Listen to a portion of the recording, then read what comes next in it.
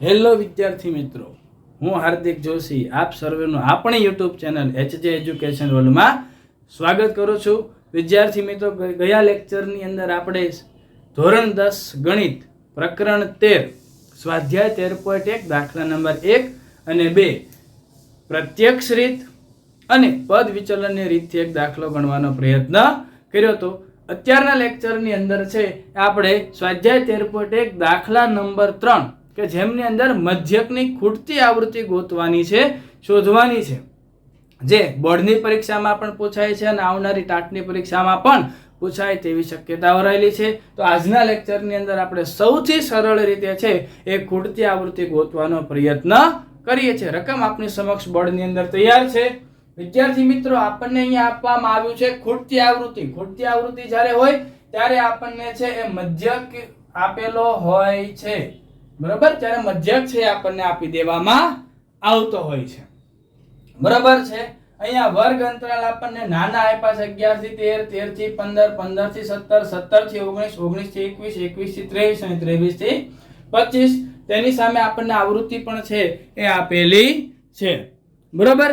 હવે એમની અંદર જે છે એ આપણે જ્યારે વર્ગ નાના આપ્યા હોય ત્યારે આપણે વાત કરેલી છે કે આપણે કઈ રીતનો ઉપયોગ કરવાનો છે, તો કે પ્રત્યક્ષ રીતનો ઉપયોગ છે કરવાનો થાય છે. તો અહીંયા પ્રત્યક્ષ રીતની મદદથી કોષ્ટક બનાવવાનો પ્રયત્ન કરીએ છીએ. ખૂટતી આવૃત્તિ મને અહીંયા આપવામાં આવી છે.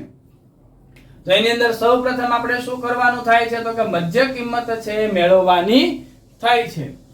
13 અને 11 નો સરવાળો કરવાનો છે એટલે કેટલા થાય? 24. 24 એટલે મધ્ય કિંમત ગોતવા માટે અધઃ સીમા વત્તા ઉધ્વ સીમા ભાગ્યા 2 કરવાનું થાય છે. મિત્રો, મૌખિક ગણતરીઓ છે કરતા જશું. આમનો લેક્ચર પણ આપણે એક મૂકેલો છે. 13 ને 1 14 ને 10 24, 24 ભાગ્યા 2 કરો એટલે આપણને મધ્ય કિંમત મળે 12. મિત્રો, હવે અહીંયા ગણતરી કરવા જવાની નથી. તમે જાણો છો 13 14 15 એટલે અહીંયા લખવાના 14. વર્ગ લંબાઈ 2 નો ગેપ છે તો પ્લસ પ્લસ 2 કરતા જવાના થાય છે. મધ્ય કિંમત અહીંયા મારી આવશે 16. 17 19 એટલે મધ્ય કિંમત આવશે 18. 19 21 એટલે મધ્ય કિંમત આવશે 20. 23 અને 21 એટલે મધ્ય કિંમત આવશે 22. 25 અને 23, બરોબર છે. ટ્રાય કર્યો તો કરી જોજો. 25 ને 3 28 ને 48 થાય. 48 ભાગ્યા 2 કરો એટલે 24 આવે. બધી જગ્યાએ બબ્બેનો ગેપ છે આપણને જોવા મળે છે, બરોબર ને. હવે એનાથી આગળ વધીએ છીએ. મધ્ય કિંમત છે આપણે મેળવી નાખી છે. હવે આપણે ગોતવું છે fi બરોબર છે. fi છે આપણે મેળવવું છે. ચલો મેળવીએ fi. બરોબર. fi એટલે શું? તો કે આ બંનેનો ગુણાકાર છે એ કરવાનો છે. પ્રત્યક્ષ રીતનો ઉપયોગ કરી અહીંયા હું દાખલો સોલ્વ કરું છું. 12 * 84 થાય. 14 6 84 થાય. 16 9 144. મિત્રો, અહીંયા અંક લખવામાં ખાસ ધ્યાન રાખવાનું. આમથી આમ લખાઈ જાય. માની લો 84 આ બાજુ લખાણા હોય તો એ કાઉન્ટમાં અહીંયા આવી જાય. પરીક્ષામાં બહુ આપણે ઉતાવળ હોય એટલે 13 ગુણ્યા 18 છે કરવાના થાય. તો 18 દાણ 180. 180 ની અંદર છે એ તમારે 18 દાણ 180. 18 તેરી 54.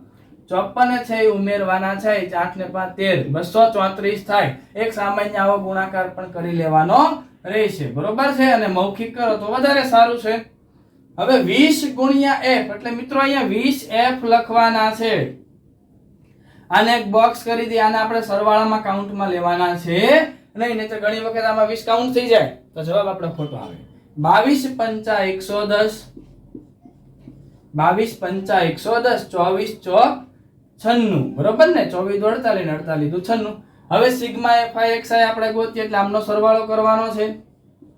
સિગ્મા fi બરાબર 6 4 10, 10 ને 4 14, 14 ને 4 18, 18 ને 4 22. ખાસ યાદ રાખવાનું છે. બહુ નિરાતે ગુણાકાર સરવાળો બાદબાકી ભાગાકાર જે કઈ કરવાનું હોય એ કરવાનું. બધી બે અહીંયા લખી દો ભૂલાઈ જતી હોય તો. ફરી વખત 6 ને 4 10, 10 ને 4 14, 14 ને 4 18, 18 ને 4 22, 22 નો બગડો વધી 2, 9 ને 1 10. આ નથી ગણવાનું. 9 ને 1 10, 10 ને 3 13, 13 ને 4 કેટલા થાય? 17 થાય. 17 ને 8 25, 25 ને 8 33, 33 ને 2 35. ફરી વખત કાઉન્ટ કરીએ આપણે.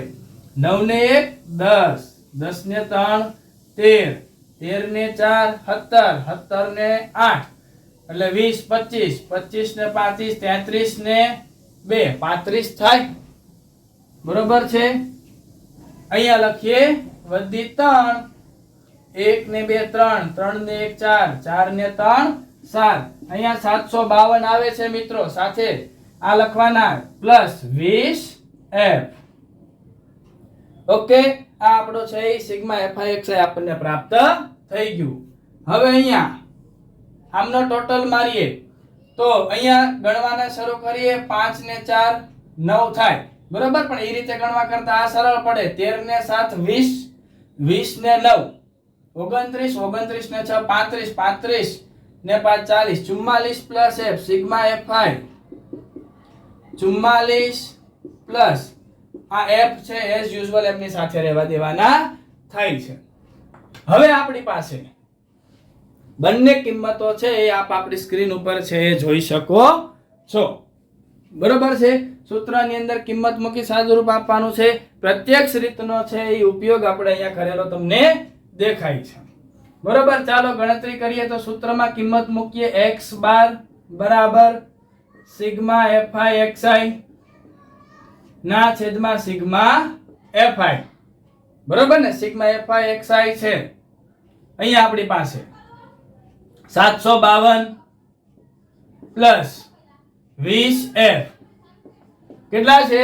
20f ના છેદમાં સિગ્મા fi છે 44 પ્લસ f 44 પ્લસ f. મિત્રો ભૂલવા નથી, તમને મજ્જક આપી દીધો છે 18. ઓકે ને. હવે સીધી ગણતરી છે મિત્રો. આને આ બાજુ લઈ જવાના થાય છે.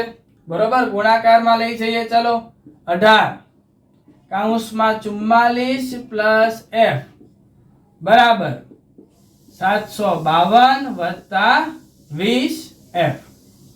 બરાબર, 18 ગુણ્યા 44 કરવાના થાય. 18 ગુણ્યા 44 કરીએ ને એટલે સમથિંગ 792 આવે. 792 પ્લસ 18f બરોબર છે બરાબર 752 પ્લસ 20f. ઓકે ને. હવે 792 છે, આ 752 ને આ તરફ લઈ આવાય અને 18f છે ને આ તરફ લઈ જવાય. બરોબર. હવે 792 માઈનસ 752 બરાબર 20f માઈનસ 18f. દેખાય છે આપ સર્વેને? 792 752 કેટલા વધે? 40 વધે. 40 બરાબર 20 માંથી 18f જાય તો 2f. હવે f બરાબર 40 ના છેદમાં 2. તો આપણે ખૂટતી આવૃત્તિ મળે છે આપણને. બરોબર છે. કેટલા મળશે? 20. અડધા થઈ જાય ને.